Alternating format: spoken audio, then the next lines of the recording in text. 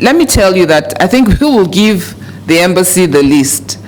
The list we would have of people coming in would be more comprehensive than what the embassy would give, because NIS, not only are we in charge of the borders, we monitor the borders, we're also in charge of migration management as well. So to do that, we have so many tools we use. We have our MIDAS, we have the API and the PNR, and these are facilities that actually monitor who's coming in, who's going out. So the list of who's coming into the country, every single person coming into the country is what we have. So I don't think the embassy would give us a list that we do not have. But I mean, we work closely with the embassies, of course, because these are, I mean, their nationals are here, and we give them the facilities to reside or to work. So we're always working together. But in terms of knowing who's coming, who's in or who's not in, that solely is our own. We have that capacity to do that. So regarding your question, sir,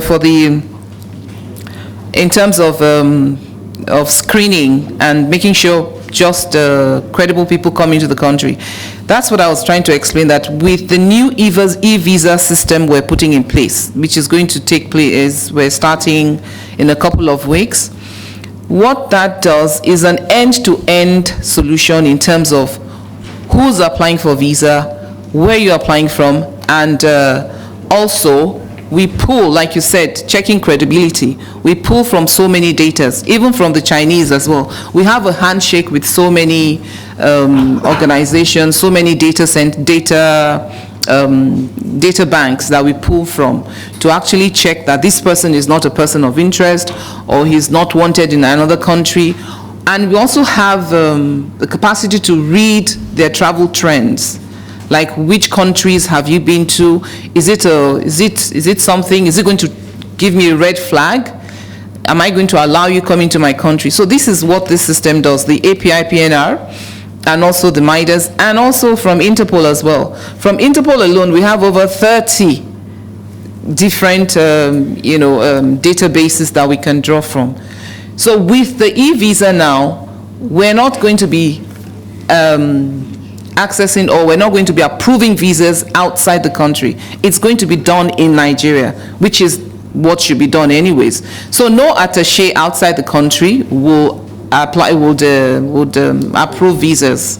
So it's going to be done strictly at the head office, at our headquarters here. That is us trying to streamline and make sure that only credible people are allowed in the country.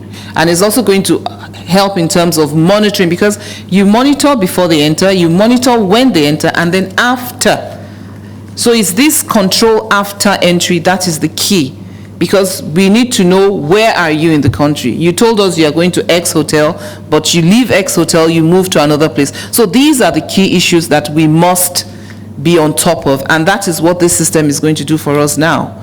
Both the e-visa, e-SEPAC, is going to be all tied up with our landing cards and the departure cards. So it's going to be a total system in terms of, from the moment you apply for your visa, if we decide to grant it, till the moment you depart from our country, we will have your footprint. So the senator is not around, so I hope, okay, sir. So here for on behalf of each other. Yes, sir. But let me say that